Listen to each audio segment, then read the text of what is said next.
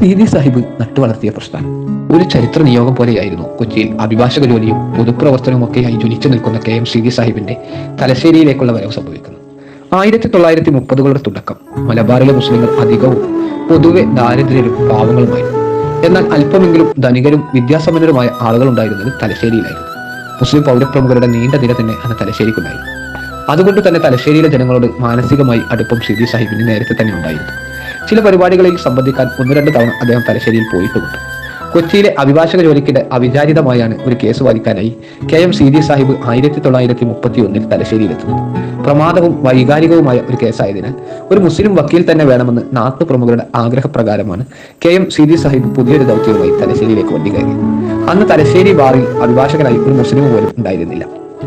ഏറെ ആഹ്ലാദത്തോടെയും അതിലേറെ ആദരവോടെയുമായിരുന്നു സീതി സാഹിബിനെ തലശ്ശേരിക്കാർ കണ്ടത്. പ്രമുഖരുടെ ഒരു നിര തന്നെയുണ്ടായിരുന്നു സീതി സാഹിബിനെ സ്വീകരിക്കാൻ. കേസ് കഴിഞ്ഞ് തിരിച്ചു പോകാനൊരുങ്ങവേ തലശ്ശേരിയിലെ പൗരപ്രമുഖരെല്ലാം ചേർന്ന് സീതി സാഹിബിനോട് തലശ്ശേരിയിൽ തന്നെ തുടരാൻ അഭ്യർത്ഥിക്കുകയായിരുന്നു.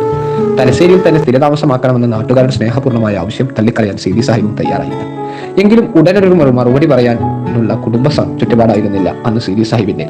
കൊച്ചിയിലേക്കുള്ള മടക്കയാത്രയിലുടനീളം തലശ്ശേരിയെക്കുറിച്ചുള്ള ചിന്തയായിരുന്നു അദ്ദേഹം. മലബാറിലെ മുസ്ലിങ്ങളുടെ അരക്ഷിതാവസ്ഥയും ദാരിദ്ര്യവും പിന്നോക്കാവസ്ഥയും കണ്ടറിഞ്ഞ സീതി സാഹിബിനെ സമുദായ സ്നേഹി ഉണരുകയായിരുന്നു. ഒടുവിൽ ദൈവനിയോഗം പോലെ ആ തീരുമാനമെടുത്തു. ശിഷ്ടകാലം തലശ്ശേരിയിൽ തന്നെ കഴിയുക. പ്രഗത്ഭനായ അഭിഭാഷകനെന്നും പ്രമുഖനായ കോൺഗ്രസ് നേതാവെന്നുമുള്ള അലങ്കാരം കൊച്ചിയിൽ തന്നെ ഉപേക്ഷിച്ചു. കുടുംബസമേതം തലശ്ശേരിയിലേക്ക് പോകാൻ ആ സ്വാത്വികൻ തീരുമാനമെടുത്തു. സീതി സാഹിബിനോടൊപ്പം തലശ്ശേരിയിലെ സമുദായ തൽപരരായ ഒരുപാട് ഒത്തുചേർന്നു. അങ്ങനെ ചന്ദ്രികാ പത്രം പിറവിയെടുത്തു. മുസ്ലിം ലീഗ് പ്രസ്ഥാനം രൂപം കൊണ്ടു. വിവിധ മതവിദ്യാഭ്യാസ സാമൂഹിക സാംസ്കാരിക സ്ഥാപനങ്ങൾ നിലവിൽ വന്നു. മുസ്ലിം ലീഗിന്റെ എല്ലാമായി മാറി സീതി സാഹിബ്. സീതി സാഹിബിന്റെ പ്രയത്നം കൊണ്ട് നട്ടുവളർത്തിയ മുസ്ലിം ലീഗ് പ്രസ്ഥാനത്തെ വലിയൊരു വൃക്ഷമാക്കി മാറ്റാൻ അദ്ദേഹം വാഫക്കിരി തങ്ങളും അടക്കമുള്ള നേതാക്കളോടൊപ്പം പ്രവർത്തിച്ചു. ഇന്ത്യൻ യൂണിയൻ മുസ്ലിം ലീഗ് നിലവിൽ വന്നതിന് ശേഷം നടന്ന ആദ്യ തെരഞ്ഞെടുപ്പായ 1950 മലപ്പുറം ഉപതെരഞ്ഞെടുപ്പിൽ സ്ഥാനാർത്ഥിക്കായി പരക്കം പാടി നടന്ന സമയത്ത് ഒരു ദിനം ഏറനാട്ടിലെ വിജ്ഞാന വിപ്ലവത്തിന് വിത്തുപാകിയ സാമൂഹിക സാംസ്കാരിക സമുദായ താല്പര്യനുമായ APM മൊയ്തീൻകുട്ടി കുരിക്കളുടെ വീടിന് മുന്നിൽ ഒരു കറുത്ത കാർ വന്നു നിന്നത്. വിശ്രമ ജീവിതം നയിക്കുന്ന മൊയ്തീൻകുട്ടി കുരിക്കൾ പുറത്തേക്ക് നോക്കി. കാറിൽ നിന്നും ഇറങ്ങി വരുന്നവരെ കണ്ട് അദ്ദേഹം ആശ്ചര്യത്തോടെ ഇരിപ്പിടത്തിൽ നിന്ന് ചാടി എഴുന്നേറ്റു. പുറത്തേക്കിറങ്ങി ആഗതരെ സ്വീകരിച്ചു. താൻ ബഹദൂർ പട്ടം ലഭിച്ച മൊയ്തീൻകുട്ടി കുരിക്കൾ സ്വീകരിക്കാൻ പോകണമെങ്കിൽ അതിഥികൾ ചില്ലറക്കാരാവില്ലല്ലോ. മലബാറിലെ മുസ്ലിങ്ങൾക്ക് രാഷ്ട്രീയവുമായി നേതൃത്വം നൽകുന്ന KM സീതി സാഹിബായിരുന്നു വന്ന പ്രമുഖൻ. കൂടെ MK ഹാജിയുമുണ്ട്. സലാം പറഞ്ഞെത്തിയ ഇരുവരെയും മൊയ്തീൻകുട്ടി കുരിക്കൾ ആലിംഗനം ചെയ്ത് അകത്തേക്ക് ക്ഷണിച്ചു. നാട്ടിലെ സാമൂഹിക രാഷ്ട്രീയ വിഷയങ്ങൾ മൂവരും സംസാരിച്ചു. സംസാരമധ്യേ സീതി സാഹിബ് മൊയ്തീൻകുട്ടി കുരിക്കളോട് ഒരു അഭ്യർത്ഥന നൽകി. ഞങ്ങൾക്കൊരു സ്ഥാനാർത്ഥിയെ വേണം, അത് നിങ്ങൾ തരണം. സീതി സാഹിബിന്റെ ആവശ്യം അന്യായമായെന്ന് മൊയ്തീൻകുട്ടി കുരിക്കൾക്കും തോന്നിയില്ല. കാരണം മുസ്ലിം ലീഗ് പ്രസ്ഥാനവുമായി അഭേദ്യമായ ബന്ധം പുലർത്തുന്ന ഒരു തറവാട് തന്നെയാണ് കുരിക്കളുടേത്. അവിടെ നിന്നൊരു സഹായം പ്രതീക്ഷിച്ച് സീതി സാഹിബ് വരണമെങ്കിൽ കാര്യം ഏറെ ഗൗരവതരം തന്നെയായിരിക്കുമെന്ന് അദ്ദേഹത്തിന് അറിയാം. മലപ്പുറം മണ്ഡലത്തിലെ ഉപതെരഞ്ഞെടുപ്പിൽ മത്സരിക്കാനുള്ള സ്ഥാനാർത്ഥിയെ തേടിയാണ് അവർ വന്നത്. സമുദായത്തിൽ നല്ലത് മാത്രം ചെയ്തു വരുന്ന സീതി സാഹിബ് ചോദിച്ചാൽ അത് മടക്കാനാവില്ല. ഇൻഷാ അല്ലാഹ് നമുക്കൊരു നല്ല സ്ഥാനാർത്ഥിയെ കണ്ടെത്താം. മൊയ്തീൻകുട്ടി കുരിക്കളുടെ വാക്കുകളിൽ ഒരു തീരുമാനമുണ്ടായിരുന്നു. സീതി സാഹിബും MK ഹാജി സാഹിബും വർദ്ധിത സന്തോഷത്തോടെ കാറിൽ കയറി പതുക്കെ കാർ നീങ്ങി.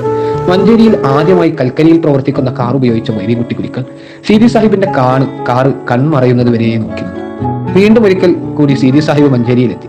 മഞ്ചേരിയിലെ പ്രസിദ്ധമായ ഫാത്തിമ പ്രസിന്റെ മുകളിൽ നിലയിലേക്ക് സീതി സാഹിബ് കയറി വരുന്നത് ആദരപൂർവ്വം പ്രവർത്തകർ വീക്ഷിച്ചു. അവരുടെ ഏറനാട് താലൂക്ക് മുസ്ലിം ലീഗ് യോഗം നടക്കുകയാണ്.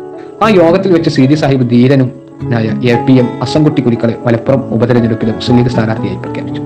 ഉച്ചത്തിൽ തെക്കുബീർ ധ്വനികളോടെ പ്രവർത്തകർ പ്രഖ്യാപനത്തെ സ്വീകരിച്ചു. തെരഞ്ഞെടുപ്പ് കടുത്തതായിരുന്നു. പ്രചരണത്തിനായി കോഴിക്കോട് റെയിൽവേ സ്റ്റേഷനിലെത്തിയ മുസ്ലിം ലീഗ് പ്രസിഡന്റ് ഖായിദെ മില്ലത്തിനെതിരെ അപമാനിക്കാൻ വരെ ചില അല്പന്മാർ ശ്രമം നടത്തി. വാശിയേറിയ പോരാട്ടമാണെങ്കിലും ഫലം വന്നപ്പോൾ എതിരാളികളെ ബഹുദൂരം പിന്നിലാക്കിയാണ് മുസ്ലിം ലീഗ് വിജയിച്ചത്. അസംകുട്ടി കുരിക്കളുടെ ഈ വിജയം പ്രവർത്തകരിൽ വർദ്ധിച്ച ആവേശം സൃഷ്ടിച്ചു. മുസ്ലിം ലീഗ് പ്രസ്ഥാനത്തെ നശിപ്പിക്കാൻ ദേശീയ രാഷ്ട്രീയത്തിലെ പ്രമുഖരെല്ലാം അരയും തലയും മുറുക്കി രംഗത്തുള്ള കാലത്താണ് 1952 പ്രഥമ നിയമസഭാ തെരഞ്ഞെടുപ്പ് നടക്കുന്നത്. മദ്രാസി സംസ്ഥാനത്തിൽപ്പെട്ട മലബാറിലെ മുസ്ലിം ലീഗിന്റെ ശക്തി തിരിച്ചറിഞ്ഞ കോൺഗ്രസ് നേതൃത്വം പാർട്ടിയുടെ രാഷ്ട്രീയ തന്ത്രജ്ഞനായ SK പാട്ടീലിനെ പുതിയൊരു തന്ത്രവുമായി മുസ്ലിം ലീഗിന്റെ അടുത്തേക്ക് അയച്ചു. മലബാർ ജില്ലാ മുസ്ലിം ലീഗ് ജനറൽ സെക്രട്ടറി പ്രഗത്ഭനായ KM സീതി സാഹിബുമായിട്ടാണ് അദ്ദേഹം കൂടിക്കാഴ്ച നടത്തിയത്. മുസ്ലിം ലീഗുമായി കേരളത്തിലെ കോൺഗ്രസിന് യാതൊരു പ്രശ്നവുമില്ലെന്നും നിങ്ങൾ മുസ്ലിം ലീഗ് എന്ന പേര് ഒഴിവാക്കി സ്വതന്ത്രമായി മത്സരിക്കുകയാണെങ്കിൽ ആകെയുള്ള 120 സീറ്റിൽ 20 നിങ്ങൾക്ക് തരാമെന്നും ഞങ്ങൾ ഒരുക്കമാണെന്നും SK പാട്ടീൽ അറിയിച്ചു. രണ്ടാമതൊന്നും ആലോചിക്കുക പോലും ചെയ്യാതെ സീതി സാഹിബ് മറുപടി നൽകി, ഞങ്ങൾക്ക് 20 വേണ്ട, 7 വേണ്ടു, പക്ഷേ മത്സരിക്കുന്നത് മുസ്ലിം ലീഗ് എന്ന പേരിൽ തന്നെ മാത്രമായിരിക്കും. സീതി സാഹിബിന്റെ അർത്ഥശങ്കക്കിടയില്ലാത്ത വിധമുള്ള ഈ പ്രഖ്യാപനത്തോടെ ആ ശ്രമം അവസാനിക്കുകയായിരുന്നു. ഇക്കാര്യത്തെക്കുറിച്ച് സീതി സാഹിബ് വാഫക്കി തങ്ങളോട് പറഞ്ഞത് ഇപ്രകാരമായിരുന്നു: നമുക്ക് സമയത്തിന്റെ ആവശ്യം മാത്രമേ വേണ്ടൂ, അംഗീകാരം ഒന്നൊന്നായി നമ്മുടെ അടുത്തേക്ക് വന്നുകൊണ്ടേയിരിക്കും. ഈ തിരഞ്ഞെടുപ്പിൽ മുസ്ലിം ലീഗ് ഒറ്റയ്ക്ക് മത്സരിച്ചിട്ട് 5 അംഗങ്ങളെയാണ് മദ്രാസ് നിയമസഭയിൽ എത്തിച്ചത്. മലബാറിൽ കോൺഗ്രസിനേക്കാൾ 1 സീറ്റ് കൂടുതൽ മുസ്ലിം ലീഗിനായിരുന്നു. 1961 സീതി സാഹിബ് മരണപ്പെടുമ്പോൾ കേരള നിയമസഭയുടെ സ്പീക്കറായിരുന്നു. അഥവാ അവജ്ഞയോടെ അകറ്റി നിർത്തിയവരും പരിഹാസവും അസഭ്യങ്ങളും വർഷിച്ചവരുമെല്ലാം മുസ്ലിം ലീഗിന്റെ ശക്തിയെ തിരിച്ചറിയാൻ തുടങ്ങിയിരിക്കുന്നു എന്ന്. അധികാര കസേരയുടെ സുഖാനുഭൂതിയിൽ അല്ല, മറിച്ച് ആർക്കും അവഗണിക്കാൻ പറ്റാത്ത ശക്തിയായി മുസ്ലിം ലീഗ് മാറിയെന്ന് അർഹതയ്ക്ക് ലഭിച്ച അംഗീകാരത്തിന്റെ അഭിമാനകരമായ അടയാളപ്പെടുത്തലുകളുമായാണ് ആ വലിയ മനുഷ്യൻ വിട പറഞ്ഞത്. അതൊരു തുടക്കം മാത്രമായിരുന്നു, എത്രയോ അംഗീകാരങ്ങൾ നേടിയെടുക്കാനുള്ള ആ മഹാപ്രയാണത്തിന്റെ മഹത്തായ തുടക്കം.